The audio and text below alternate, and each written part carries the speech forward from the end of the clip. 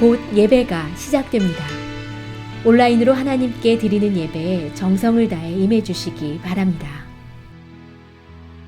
온 가족이 함께 모여 거룩하게 예배를 드립니다. 부모가 아이들의 훌륭한 영적 교사 역할을 하시길 바랍니다. 단정한 복장으로 예배를 드립니다. 성경책을 지참합니다. 예배 10분 전부터 예배 준비를 완료하고 기도합니다. 올바른 자세로 모든 순서에 정성을 다해 참여합니다. 핸드폰보다는 TV나 컴퓨터 모니터로 예배를 드립니다. 예배에 집중하여 하나님의 은혜를 기대합니다. 헌금은 정성껏 준비해서 우편으로 보내시거나 직접 교회 사무실 헌금함에 봉헌합니다. 하늘의 문을 여소서, 하늘의 문을 여소서, 이곳을 주목하소서. 주를 향한 노래가 꺼지지 않으니 하늘을 열고 오소서. 이곳에 임재하소서. 주님을 기다립니다. 기도의 향기가 하늘에 닿으니 주여 임재하여 주소서. 이곳에 오셔서 이곳에 앉으소서. 이곳에서 드리는 예배를 받으소서. 주님의 이름만이 오직 주의 이름만 이곳에 있으니. 한 번 더 고백합시다. 하늘의 문을 여소서, 하늘의 문을 여소서. 이곳을 주목하소서. 주를 향한 노래가 꺼지지 않으니 하늘을 열고 오소서. 이곳에 임재하소서. 주님을 기다립니다. 기도의 향기가 하늘에 닿으니 주여 임재하여 주소서. 이곳에 오셔서 이곳에 앉으소서. 이곳에서 드리는 예배를 받으소서. 주님의 이름만이 오직 주의 이름만 이곳에 오소서. 이곳에 오셔서 이곳에 앉으소서. 이곳에서 드리는 예배를 받으소서. 주님의 이름만이 오직 주의 이름만 이곳에 있습니다.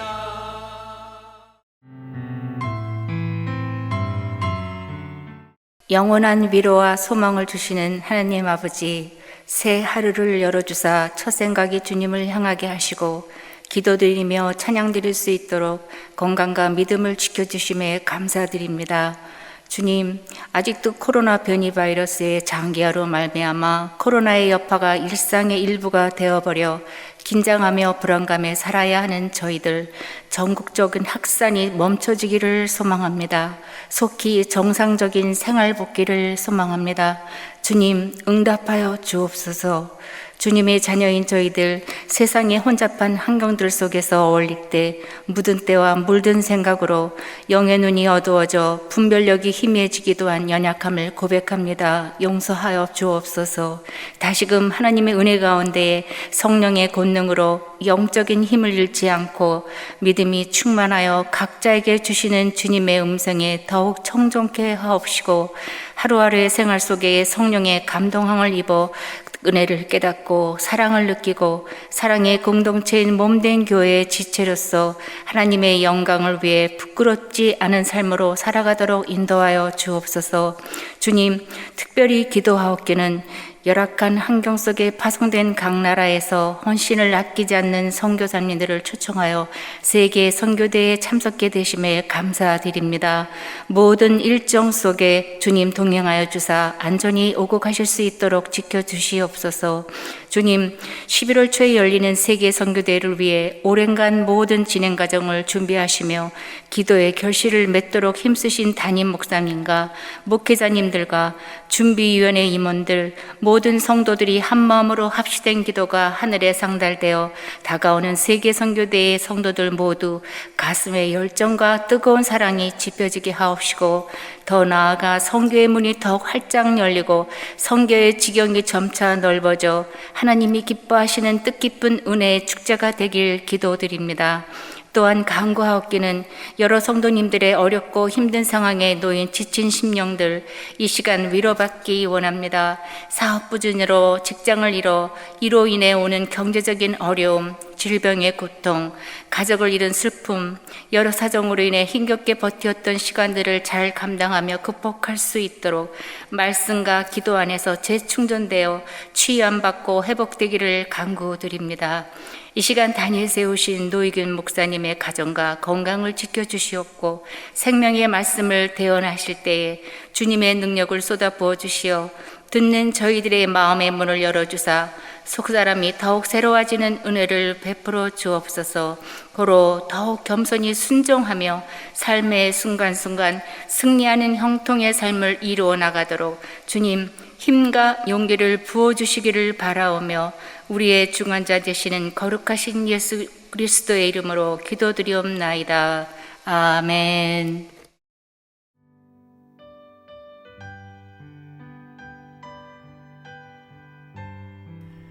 오늘 우리에게 주시는 하나님의 말씀은 욥기 4장 1절부터 11절입니다.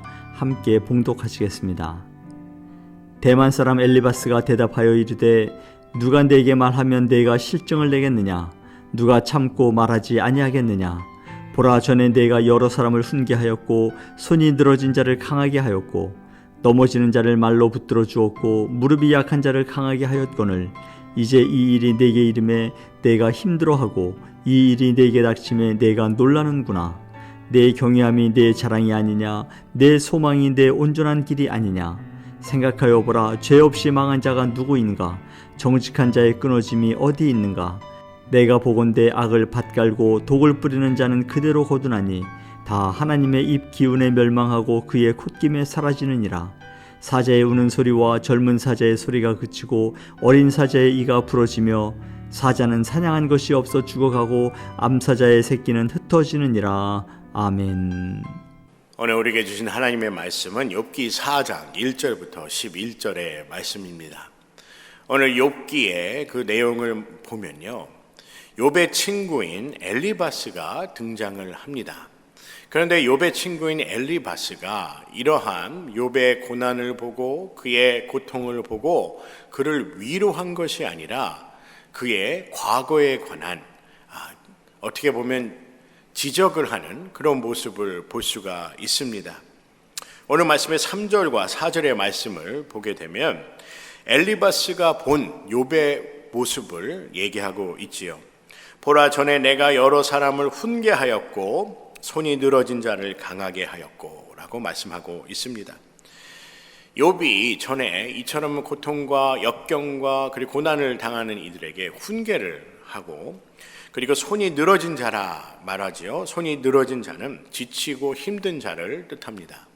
이처럼 지치고 힘든 자들을 강하게 하였고 격려하였고 그리고 4절의 말씀을 보게 되면 넘어지는 자를 말로 붙들어 주었고 무릎이 약한 자를 강하게 하였거늘이라고 말씀하고 있습니다. 넘어지는 자가 누구일까요? 바로 삶의 희망이 없거나 삶의 희망을 잃어버린 자들입니다. 그리고 4절에 무릎이 약한 자는 걸을 힘도 없는 그러한 삶의 소망을 잃어버린 그런 사람들을 뜻하는 것입니다. 이처럼 넘어지는 자, 삶의 희망이 없고 그리고 무릎이 약한 자, 걸을 힘조차 없는 삶의 소망을 잃어버린 이들을 이처럼 말로 강하게 도왔다는 것이죠. 이렇게 격려했다는 것을 우리가 볼 수가 있습니다. 근데 5절의 말씀에 보면 이 반전이 생기게 됩니다. 엘리바스가 이처럼 욥아, 너도 전에 이런 고통과 고난을 겪었을 때 옆에서 누가 와서 친구들이나 그 다른 이들에게 너도 격려하고 그들을 위로하지 않았니? 그래서 내가 너를 위해서 위로하거나 이렇게 격려하기 위해서 내가 이렇게 왔단다라고 얘기한 것이 아니라 5절의 말씀에 보면 욥에게 이러한 말로 욥이 한 과거의 행동이 잘못되었다는 것을 지적하고 있다는 것입니다. 이제 이 일이 내게 이름에 내가 힘들어하고 이 일이 내게 닥침에 내가 놀라는구나 라고 얘기하고 있다는 것이죠. 이 엘리바스가 욥에게 이와 같이 얘기한 것은 욥이 전에는 다른 사람의 고통과 그 고난을 보면서 말로는 그들에게 조언도 하고 그들이 잘 될 수 있도록 격려도 하였는데 욥이 막상 이러한 고난과 고통을 겪어보니 어떻느냐라고 이 엘리바스가 욥에게 묻고 있는 것입니다. 친구인 엘리바스가 욥에게 위로와 격려를 주는 것이 아니라 욥의 과거의 행동이 잘못됨을 얘기하고 있다는 것이죠. 전에 욥 어떻게 보면 이런 얘기인 것 같아요. 욥, 너가 전에 다른 사람들이 이런 고통과 고난을 겪었을 때 너가 그 고통을 10분이라도 이해할 수 있었느냐라는 것이죠. 그래서 6절에 이와 같이 욥에게 말합니다. 내 경외함이 내 자랑이 아니냐, 내 소망이 내 온전한 길이 아니냐라고 얘기합니다. 다시 얘기하면요, 욥이 너의 의와 너의 공의를 위해서 이러한 모습을 보였다는 것이죠. 그러면서 7절에 이렇게 얘기합니다. 생각하여 보라라고 얘기하죠. 이 엘리바스가 이 욥에게 생각해 보라고 얘기하고 있다는 것입니다. 그럼 무엇을 생각해 보라는 것이죠? 7절의 말씀에 보면 죄 없이 망한 자가 누구인가? 정직한 자의 끊어짐이 어디 있는가라고 얘기하고 있습니다. 이처럼 욥이 하나님 앞에 정직하지 않고 그리고 하나님 앞에 죄를 지었다는 것이죠. 이것을 한번 생각해 보라라고 이 엘리바스가 욥에게 말하였다는 것입니다. 그런데 성경은 정반대의 내용을 얘기하고 있습니다. 하나님께서 사탄과의 그 대화를 보게 되면 하나님께서 이 욥을 무엇이라 설명하셨지요? 정직하고 순전하고 신실하고 또 하나님 마음에 합당한 그러한 사람으로 이 사탄에게 얘기를 했습니다. 그래서 하나님 보시기에 참으로 순전하고 신실한 자라고 욥을 소개하였지요. 그런데 엘리바스는요, 이 정반대의 내용을 욥에게 얘기하고 있다는 것입니다. 여러분, 우리가 무엇을 생각해 보아야 할까요? 우리는 하나님의 관점으로 하나님의 뜻 가운데 그 하나님의 생각을 갖고 우리가 살아가고 있는지를 한번 뒤돌아 보아야 합니다. 우리가 마가복음 10장 37절의 내용을 보면은 이 세베대의 아들 야고보와 그리고 요한이 등장을 합니다. 이 야고보와 요한이 예수님께 와 이러한 요청을 하게 됩니다. 마가복음 10장 37절의 말씀입니다. 여짜오되 주의 영광 중에서 우리를 하나는 주의 우편에 하나는 주의 좌편에 앉게 하여 주옵소서라고 얘기하죠. 마태복음 20장 20절부터 21절의 말씀을 보게 되면 좀 더 자세하게 그 내용이 담겨져 있습니다. 야고보와 요한뿐만 아니라 그의 어머니가 함께 등장을 하는데요. 마태복음 20장 20절부터 21절의 말씀입니다. 그때에 세베대의 아들의 어머니가 그 아들들을 데리고 예수께 와서 절하여 무엇을 구하나이까? 예수께서 이르시되 무엇을 원하느냐? 이르되 나의 이 두 아들을 주의 나라에서 하나는 주의 우편에 하나는 주의 좌편에 앉게 명하소서라고 얘기하고 있습니다. 세베대의 아들이 그 어머니가 이 야고보와 요한의 어머니지요. 와서 예수님께 구하는 것입니다. 하나는 내 아들의 하나는 주의 우편에 앉게 해주시고 하나는 좌편에 앉게 해달라, 이런 요청을 하고 있습니다. 이 모습을 보면서요, 예수님께서는 무슨 생각을 하셨을까라는 그러한 궁금증을 갖게 됩니다. 이들이 원하는 것은 예수 그리스도의 복음의 사역, 그 본질적인 그 진리를 전하는, 그리고 많은 이들을 변화시키고 또 예수께로 진리로 오게 하는 그러한 예수님의 사역을 전혀 이해하지 못했습니다. 그들이 원한 것은 오직 권위 그리고 명예였다는 것을 우리가 볼 수 있다는 것입니다. 예수님께서 앞으로 로마의 황제보다 더 힘있고 그리고 높아지고 그리고 세상의 모든 왕보다 높아져 영광을 누릴 때 그의 아들 둘을 하나는 우편에 하나는 좌편에 앉게 해달라고 요청을 하였다는 것입니다. 여러분도 아시다시피 예수님의 목적은 이러한 목적이 아니지요. 예수님께서는 자신의 몸을, 자신의 삶을 십자가에서 죽으심으로 우리의 모든 죄를 사하여 우리를 진리 가운데 인도하시기 위해 이 땅에 오셨습니다. 그래서 우리에게 부활의 소망과 그리고 영생의 소망을 갖게 하기 위해 이 땅에 오셨지요. 그래서 우리가 더 이상 죄의 노예가 아니라 예수 그리스도의 복음을 들은 하나님의 자녀로 살아가기를, 그리고 제자로서 살아가기를 하나님은 원하셨습니다. 그럼에도 불구하고 이 두 사람의 그 제자들의 모습을 보면서, 야고보와 요한의 그 모습을 보면서 우리가 무엇을 생각할 수 있을까요?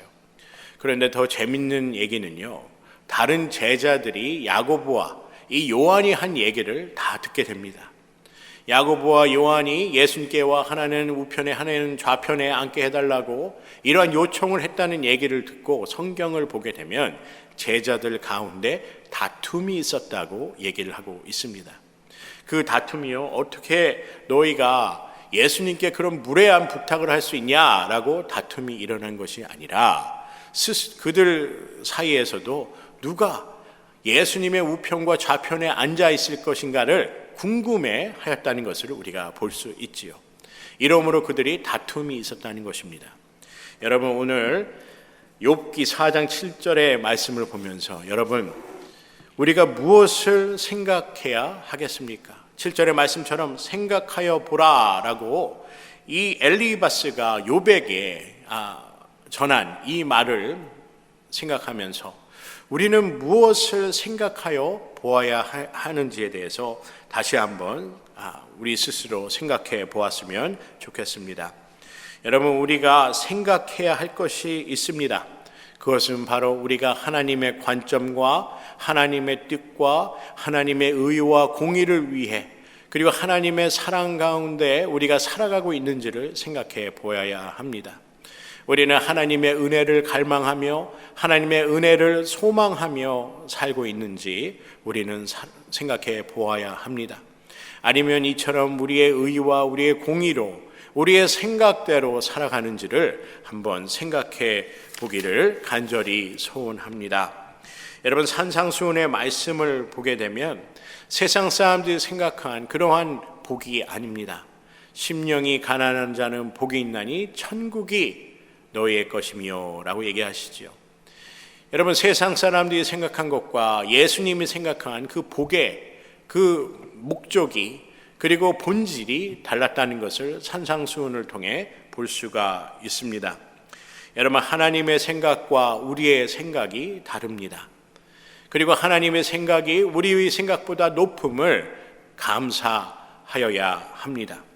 마태복음 6장 33절에 예수님께서 이렇게 말씀하셨습니다. 너희는 먼저 그의 나라와 그의 의를 구하라. 그리하면 이 모든 것을 너희에게 더하시리라 라고 말씀하고 있지요. 사랑하는 성도 여러분, 여러분과 제가 오늘 말씀 7절의 말씀처럼 생각하여 보라 라는 그 말씀처럼 우리가 생각해 보았으면 좋겠습니다. 우리는 하나님을 따르고 하나님의 생각을 이해하고 하나님의 말씀대로 살고 있는지 우리 스스로를 바라보았으면 좋겠습니다. 그래서 우리는 하나님 중심으로 하나님을 먼저, 하나님의 의를 먼저 생각하며 살아야 합니다. 하나님의 말씀에 순종하며 살아야 합니다. 우리가 하나님의 말씀에 순종하며 살 때 우리의 삶은 참으로 복된 축복의 삶을 살아가는 줄 믿습니다. 오늘 말씀의 결론입니다. 엘리바스가 욥에 관하여 욥에게 이렇게 비난을 하지요. 그의 고통과 그의 역경을 욥이 겪으면서 그에게 한번 생각해 보라 라고 얘기하면서 그가 욥이 죄를 짓고 하나님 앞에 잘못한 것이 있으니 너가 이처럼 고통과 그리고 이런 역경과 고난을 당한다고 얘기하고 있다는 것입니다. 그런데요, 하나님은 다른 관점을 갖고 계셨습니다. 하나님께서 이처럼 욥에게 이런 고난을 허락하신 것은 그가 더욱더 하나님을 따르기 위해서 하나님을 향한 그 믿음을 잃지 않는지를 시험하기 위해서 이러한 고난을 허락하셨다는 것입니다. 여러분, 우리의 삶의 때로는 고난의 때가 있습니다. 우리의 삶의 때로는 우리가 생각지도 못한 그런 역경의 때가 있을 수가 있습니다. 하지만 그 가운데서도 우리의 하나님은 우리를 돌아보시며 우리를 인도하여 주시며 우리를 보호하여 주시는 줄 믿습니다. 여러분, 하나님의 관점과 우리의 관점이 다름이 얼마나 감사합니까? 여러분, 우리에게 신실한 믿음이 있기를 간절히 소원합니다. 우리가 어떤 상황과 어떤 고난과 어떤 역경 가운데서도 하나님은 우리보다 더 큰 계획을 갖고 계시고 하나님께서 우리를 위해서 지금도 일하시며 우리를 이끌어 주심을 믿는 이러한 믿음이 있기를 주님의 이름으로 간절히 소원합니다.